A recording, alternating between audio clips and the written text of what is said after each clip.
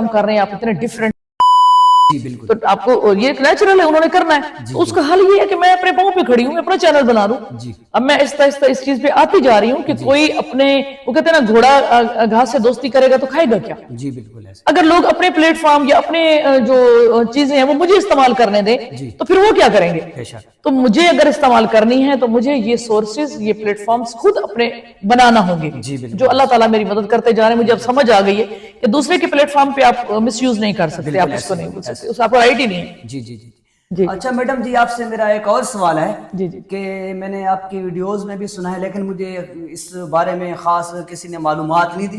کیا آپ نے جو اسٹڈی کی ہے یہ کہاں سے کی ہے؟ دیکھیں اسٹڈی تو میرے گھر سے ہوئی ہے. میرے گھر کا جو ماحول تھا نا وہ بالکل اسلامک تھا. ہم لوگ جوائنٹ فیملی میں رہتے تھے. کافی ساری ہندو رسومات تھی کہ مطلب چچی پھپھو خالہ یہ ساری لوگ ساتھ رہتے تھے. جو اب مجھے سمجھ آئی ہے کہ ان کو نہیں رکھنا چاہیے تھا. ابو کو 3 شادیاں اور کر لینی چاہیے تھی، کیونکہ جو ہمارے کزنز ہیں جن کو ہم نے پالا ہے، اب جب وہ بڑے ہو گئے ہیں نا تو ہم، میرے 5 بھائی ہیں تو 5 بھائی ہم ابو کی تصویر لگاتے ہیں. جو چچا وہ اپنے ابو کی لگاتے ہیں. اگر وہ ہمارے سوتیلے بہن بھائی ہوتے تو وہ ہمارے حضرت غازی عباس کی طرح جو ہے نا وہ ہمارے ساتھ وفادار ہوتے. بالکل ایسے تو یہ غلط رسومات کیونکہ ہندو تھا یہاں پہ، اس وجہ سے بہن بھائیوں اور بچوں ان کو پالنا اسلام میں ایسا نہیں ہے. اسلام میں آپ اپنے بچے پالیں، اپنی بیوی کے جو پچھلے بچے ان کو پالیں. تو معاشرے کا سیٹ اپ جو ہے وہ زوجیت سے شروع ہوا تھا، اماں حوا اور حضرت آدم سے. تو ہمارا یہ بہن بھائیوں والا جو اوپر تھپ دیا گیا یہ نہیں ہے اس کے اندر. جی کمال. اچھا میڈم جی، میرا ایک اور پوائنٹ ہے کہ میں اکثر دیکھتا ہوں کہ آپ کی جو بھی پوسٹ آ رہی ہے جسٹ یہی آ رہی ہے کہ آپ 3 شادیاں اور کر لیں. ہاں، نکاح کرے، نکاح بار بار نکاح. ہاں تو اس ٹاپک پہ ذرا تھوڑا سا جی جواب بالکل بالکل. میں نے یورپ دیکھا ہے، میں نے اسلام کو اسٹڈی کیا ہے. جو آپ کی یہ جنس ہے نا یہ ایک بہت بڑا پرابلم ہے، بہت بڑا ایشو ہے. ٹھیک ہے، جیسے آپ کو روٹی ضرورت ہے، اس کی آپ کی جنسی ضرورت ہے. تو جب تک یہ آپ کی باڈی کی نیڈز پوری نہیں ہوگی، اس کا حلال طریقہ نہیں بتایا جائے گا، اس وقت تک آپ انسان ہی نہیں ہیں. ہمارا مسئلہ یہ ہے کہ ہم نے جو پیٹ پالنا ہے وہ زکوٰۃ سے پالنا ہے. معاشرے کی اپ اینڈ ڈاؤن جو ہے نا، آپ اس کے اندر قرآن بار بار آپ کو زکوٰۃ اور مال کو بانٹنے کو کہہ رہا ہے، جس کے اوپر مسلمان جکڑ ہو کے بیٹھ گئے. مسلمان بانٹ کے رہا ہے مردے پہ، بندہ مر گیا اس کی قرخانی پہ ولیمے کے اوپر فضولیات کے اندر کر رہا ہے. سمپلسٹی آ رہی نہیں باقی سوسائٹی. اس وجہ سے معاشرہ جو ہے نا مالی طور پر کمزور ہے، ذہنی طور پر کمزور اس طرح ہے کہ اس کو نکاح کی اجازت نہیں ہے. ہر بندے نے 2-3 گرل فرینڈز رکھی ہوئی ہیں. لڑکیاں ہیں تو وہ ابلی بیٹھی ہیں، وہ اپنے موبائلوں کے اوپر بوائے فرینڈز رکھ رہی ہیں، دوست بنا رہی ہیں. خامد کے اوپر بالکل جکڑی بیٹھی ہیں، سوائے اس کے ان کو اور کام نہیں کرنے دیتے. بیویوں کو اندر بٹھا دیتے ہیں، وہ موبائلوں پہ لگی ہوئی ہیں. وہ ستی سسٹم ہے کہ اور شادی نہ کر لیں تو ان کو یہ باندھے نا. جی آپ یہ مطلب دونوں چیزوں کو ایزی چھوڑیں اور اس کے بعد کام کریں. آپ مریخ تک جائیں، آپ زمین سے یورینیم نکالیں، آپ ایلومینیم نکالیں. یہ یورپ یہ لوگ سارے کیوں ترقی کر گئے؟ انہوں نے جنس اور پیٹ کے مسئلے کو حل کر لیا ہے، تو وہ کائنات کو تسخیر کر رہے ہیں. تو میری باتیں ان کو بری بڑی لگتی ہیں، لیکن میں کیونکہ قرآن جانتی ہوں، مجھے آیتیں وغیرہ بھی آ جاتی ہیں، سمپل ایز کر کے نا یہ جو بھی میرے اوپر باتیں کرتے رہتے ہیں مجھے بالکل برا نہیں لگتا، کیونکہ میں بھی جب ان کی جگہ پہ تھی مجھے بھی ایسے برا لگتا تھا.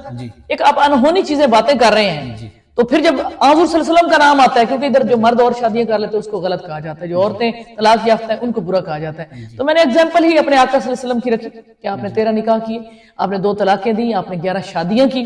آپ بھی اتنی کرو، لیو اٹ، اس کو چھوڑیں. جو آپ کے پاس رہتی ہے چلی جاتی ہے اس کو چھوڑیں. 3 لفظ اور ذمہ داری ہے، جب تک آپ کے پاس رہے آپ اس کو اپنی زوجیت میں رکھیں. اور وہ بیوی جو ہے وہ مجازی خدا سمجھ کے رہے. یہ نہیں ہے کہ وہ اس کو بدتمیزی کرے یا اس کی جو عزت نفس ہے اس کو مجروح کرے. اور بچے بھی اگلا پالے یا پچھلا پالے، ریاست ذمہ داری لے.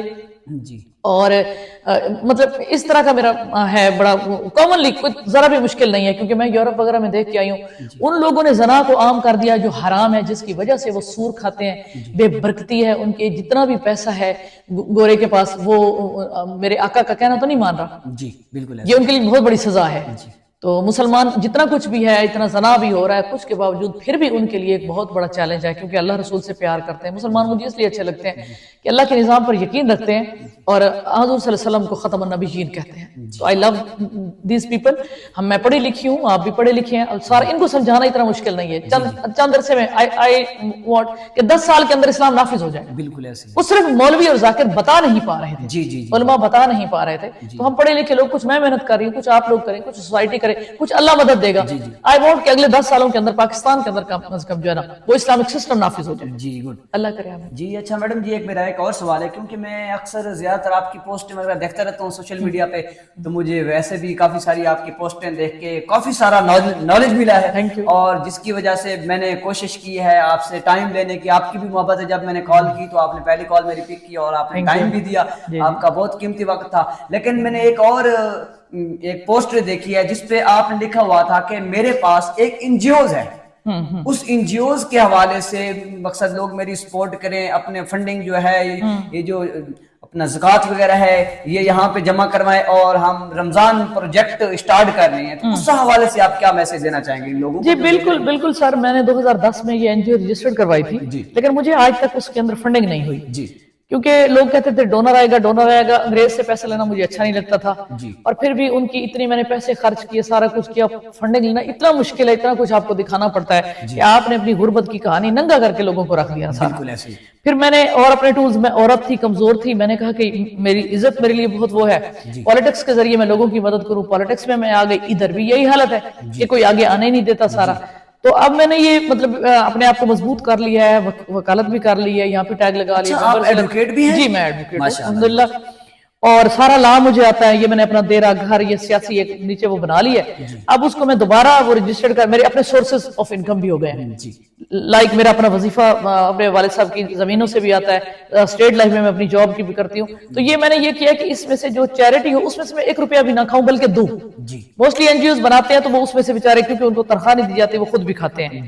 تو فل ٹائم اس کو نہیں کرنا چاہ رہی, پارٹ ٹائم کے طور پہ اس کو کرنا چاہ رہی ہوں. باقی میں اپنا کاروبار, اپنا روزی جو ہے, اپنی پالیٹکس اس کو بھی کرتی رہوں گی. تو وہ این جی او جو ہے اس کے اندر یہ جھگی والے, یہ بیچاری بیوہ عورتیں, میں چاہتی ہوں کہ میں ان کو راشن, گھر, اور ان لوگوں کو نا پوری ٹبر کو سپورٹ کروں, ان کے بچوں کی فیسز وغیرہ نا, تو ان کے میں دکھا رہی ہوں. تو انشاءاللہ بہت جلدی سرعام ہو جائے گا, منظر عام پہ لے آؤں گی. تو اس میں جو مخیر حضرات ہیں, کیونکہ میں علم سنا رہی ہوں, میں آپ کو باتیں سناتی ہوں, اس کا کچھ تو معاوضہ ہے نا. بالکل ایسے ہی, ٹھیک ہے نا, یہ فری میں نہیں ہونا چاہیے. تو آپ میری ذات کے لیے نہیں ہے تو میرے ان غربا کے لیے بھیجیں جن کے لیے میں فائٹ کر رہی ہوں, تاکہ آپ کی بھی آخرت بنے اور میری بھی آخرت بنے. بہت خوب سوال کیا. جی ہاں. اچھا میڈم جی, مجھے آپ سے مل کر بہت ہی خوشی ہوئی, بہت ہی خوشی ہوئی.